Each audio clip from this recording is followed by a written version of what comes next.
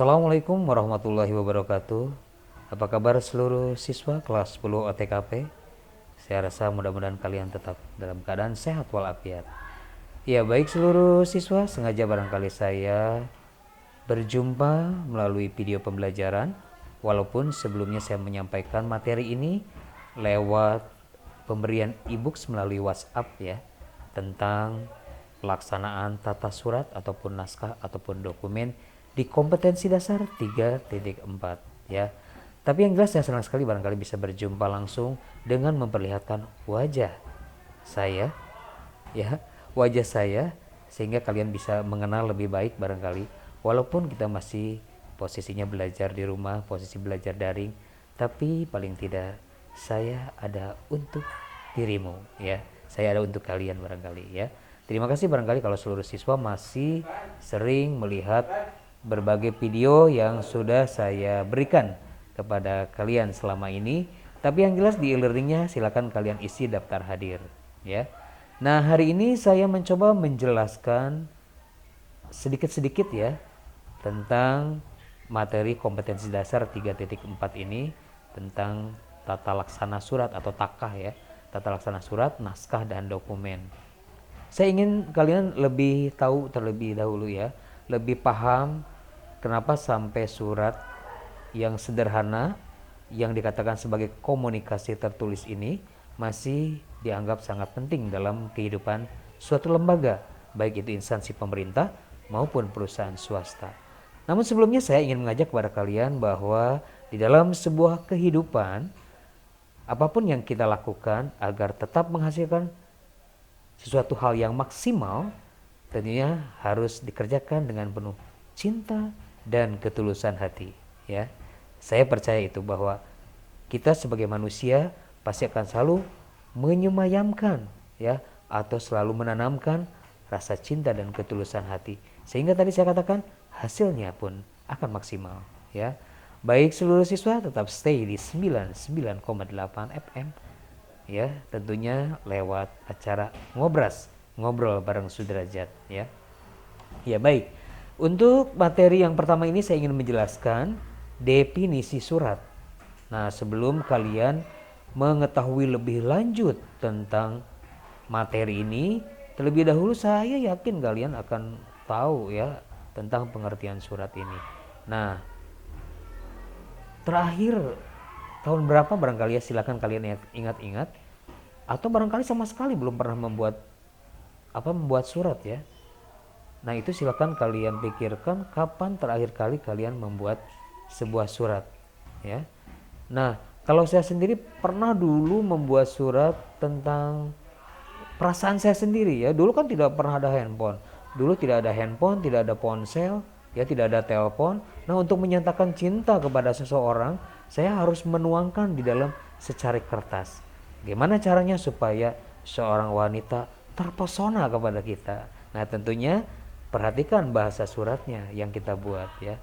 Nah, kadang-kadang juga saya menerima surat dari seseorang padahal hanya satu kalimat saja.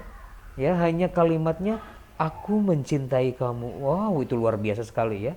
Ketika saya menerima surat dari seorang wanita yang menyatakan aku mencintai kamu, itu suratnya saya simpan sebagai bukti otentik bahwa kamu pernah ada di hatiku. Keren kan ya? Bahkan sampai di bawah tidur ya, sampai di bawah tidur sebagai bukti kalau memang aku pun mencintai kamu. Luar biasa ya. Romantis ya. Kalau menurut anak sekarang itu romantis banget ya. Nah, itu dulu ya, dulu ketika kita mau menyampaikan suatu hal itu hanya bisa menggunakan dengan secari kertas, dengan menuangkan tulisan kita.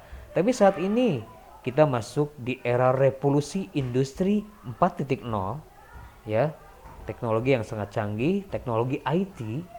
Nah, untuk menyampaikan hal apapun kan bisa menggunakan teknologi ya. Sekarang sudah bisa kita menyampaikan kabar, menyampaikan materi, menyampaikan hal apapun bisa menggunakan teknologi. Kita bisa menggunakan aplikasi WhatsApp untuk hanya mengatakan kerinduan kepada seseorang, atau menyampaikan suatu hal kita menggunakan WhatsApp atau alat-alat komunikasi lainnya. Keren kan, sudah canggih ya.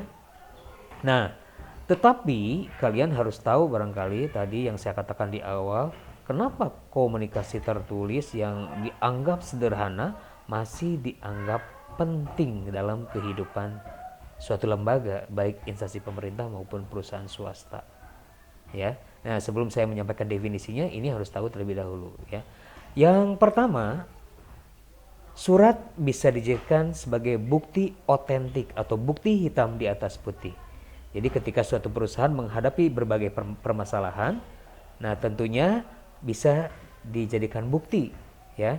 Contohnya misalkan ada yang menggugat perusahaan kita, kalau tanahnya bukan milik kita, nah kita kan bisa buktikan dengan izin membangunnya, dengan sertifikat tanahnya, ataupun akte notaris dan lain sebagainya. Kita bisa buktikan, ini loh buktinya kalau perusahaan ini dengan tanahnya, dengan asetnya adalah milik saya, milik perusahaan, ya. Jadi bisa dibuktikan sebagai bukti otentik. Jadi kapanpun kita membutuhkan, maka kita bisa menyampaikan buktinya, ya.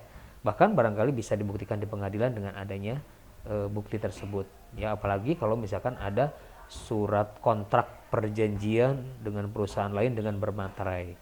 Nah, ketika memang terabaikan, kita bisa membuktikan. Itu yang pertama tuh. Jadi surat bisa dijadikan bukti hitam di atas putih, ya. Nah, kemudian yang kedua, surat bisa dijadikan suatu pedoman. Nah, biasanya surat ini adalah surat yang diarsipkan atau disimpan. Nah, ketika sebelumnya kita pernah membuat surat penawaran, kemudian diarsipkan atau disimpan. Nah, lalu pada bulan berikutnya kita pun diminta untuk membuat surat yang sama, kan bisa dilihat kembali surat sebelumnya, ya, surat penawaran yang pernah kita buat. Kita bisa tinggal hapus tanggal, ganti tanggalnya, kemudian ganti nomor, ganti alamat dalam, selesai pekerjaan kita. Efektif kan? Jadi tidak perlu lagi kita mengonsep ulang kalau bahasa dan bentuknya pun sama, ya. Jadi bisa dijadikan pedoman atau bisa dijadikan contoh baik bahasa, bentuk dan lain sebagainya, ya. Jika surat tersebut disimpan ataupun diarsipkan. Kemudian yang ketiga, kenapa surat masih memiliki peranan yang sangat penting dalam kehidupan suatu lembaga? Yang ketiga, surat bisa dijadikan bukti historis, ya. Nah, biasanya surat-surat ini adalah surat-surat yang berhubungan dengan tadi mungkin pendirian perusahaan, kemudian surat-surat yang berhubungan dengan kenaikan jabatan, surat-surat yang berhubungan dengan kenaikan gaji, ya, pokoknya surat-surat yang penting istilahnya, ya. Ini bisa dijadikan bukti perjalanan. Bahkan barangkali kalau omset kita itu ingin tahu turun dan tidak, kita lihat aja surat dari surat penawaran, kemudian ada surat yang memang order, ya, kepada perusahaan kita, berapa surat, berapa banyak, itu bisa kita lihat barangkali berapa banyaknya pemesanan produk, ya, kepada perusahaan kita. Itu bisa lihat perjalanan kita, ya. Nah, di dalam kehidupan pribadi, dokumen yang bisa dijadikan sebagai bukti perjalanan kita banyak, ya. Ijazah, ya, bisa kita jadikan sebagai bukti perjalanan kita bahwa kita pernah melakukan proses pendidikan dari mulai TK barangkali, ya, SD, kemudian SMP, bahkan mungkin SMA serta perguruan tinggi. Nah, buktinya adalah dokumennya adalah ijazah. Kemudian dari dokumen yang lain secara pribadi, kita bisa membuktikan kita itu anak siapa, nama ayah dan ibunya siapa, tanggal lahirnya, bulan, tahun, bahkan lahirnya di mana itu ada di dalam dokumen akte kelahiran. Nah, itu bukti perjalanan historis. Jadi surat dokumen yang bisa dijadikan sebagai bukti historis adalah surat-surat penting dalam kehidupan suatu lembaga ataupun kehidupan pribadi yang tadi contohnya sudah saya sampaikan, ya. Kemudian yang keempat, surat bisa dijadikan duta atau wakil suatu lembaga, baik instansi pemerintah maupun perusahaan swasta, ya. Kenapa saya katakan sebagai wakil atau duta, ya? Bahasa surat yang dibuat oleh seseorang, bentuk surat, hasil daripada cetak surat, itu sudah menunjukkan mewakili siapa lembaga atau siapa perusahaan tersebut, ya. Nah, jadi bisa mewakili, bisa memperlihatkan kepada orang lain. Contoh, bahasa surat yang baik, kemudian ketikan yang tidak banyak yang salah, ya, lalu bentuknya yang benar, Nah, tentunya ini akan mewakili kualitas daripada suatu lembaga, ya.